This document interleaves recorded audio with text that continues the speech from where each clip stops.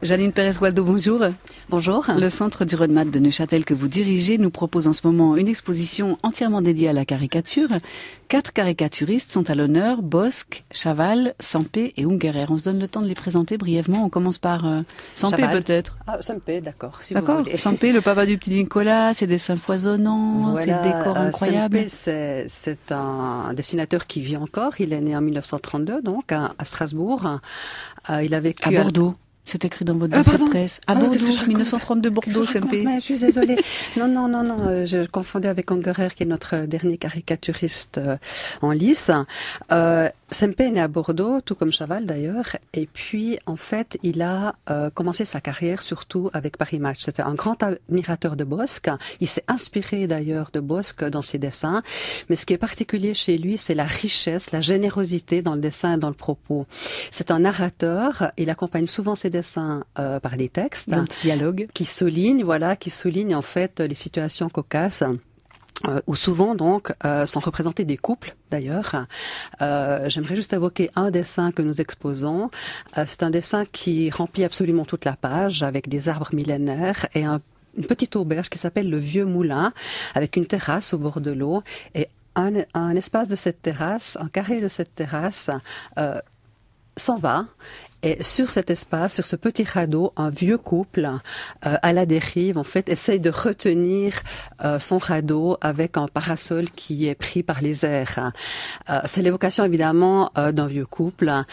C'est un regard tendre, mais en fait, c'est aussi le reflet d'une certaine réalité. Sempé, c'est le dessinateur du quotidien. C'est un dessinateur qui nous donne à sourire avec un frémissement, je dirais, de plaisir positif. Et puis toujours un immense plaisir à détailler ces dessins foisonnants, richissimes en multitude de détails à observer de très près. Absolument, on peut passer des heures à regarder ces dessins. Ce qui le différencie peut-être un petit peu de Bosc et Chaval, puisque tous les deux ont une ligne claire beaucoup plus pure. On commence par lequel des deux? Bosc, le papa peut-être? Peut-être la génération qui précède. Alors prenons Bosc. Bosc, c'est vrai que c'est un dessinateur tout à fait particulier, qui est un autodidacte, qui a un vécu personnel assez fort puisqu'il a fait la guerre d'Indochine. Lorsqu'il est rentré, il a été évidemment brisé par cette expérience. Il a commencé à dessiner et il s'est en fait reclus.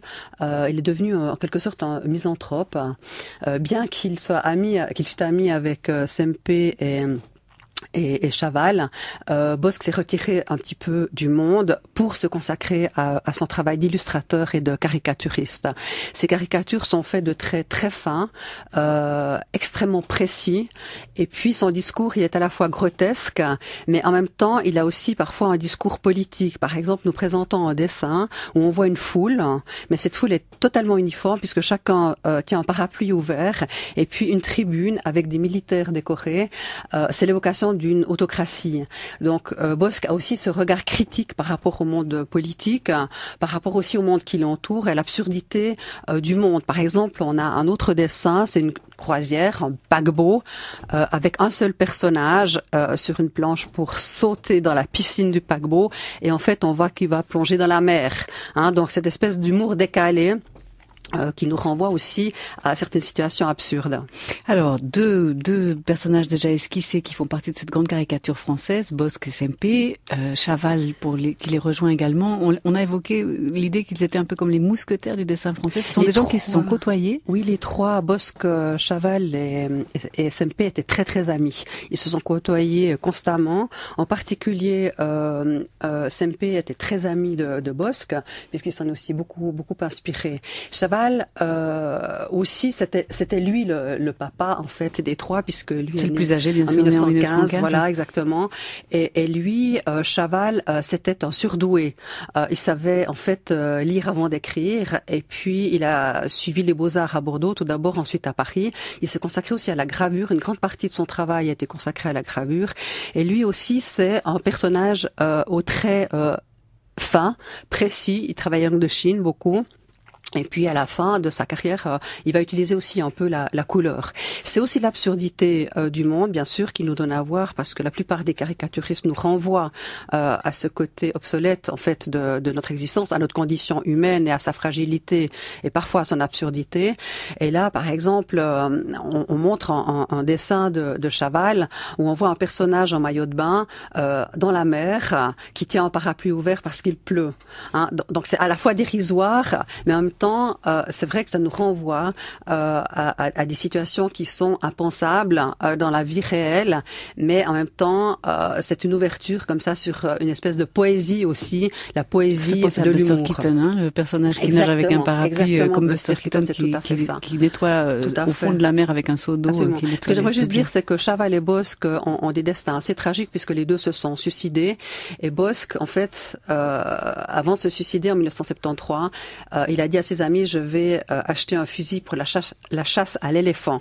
Et en fait, l'éléphant, c'était lui. Dernier personnage à évoquer, c'est Tommy Ungerer, né en 1931, qui vit à Strasbourg toujours.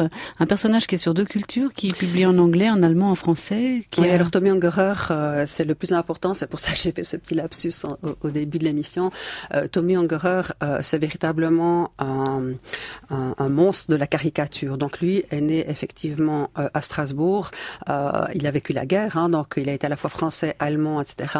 Il était absolument ascolaire. Il est parti à 16 ans en autostop en Laponie et puis depuis là, il a toujours beaucoup voyagé jusqu'à ce qu'il s'installe à New York en 1956. Et puis là, c'est le succès immédiat. The New Yorker publie ses dessins constamment. Et puis ce qu'il faut savoir, c'est Ungerer a un registre très riche, c'est-à-dire il dessine, il fait des gouaches, il fait exactement. Il s'intéresse en fait à tous les phénomènes, à toutes les strates de la société. Et effectivement, il a publié 90 livres, 90 albums pour enfants, ce qui est considérable. Il a d'ailleurs reçu le prix Hans Christian Johansen en 1998.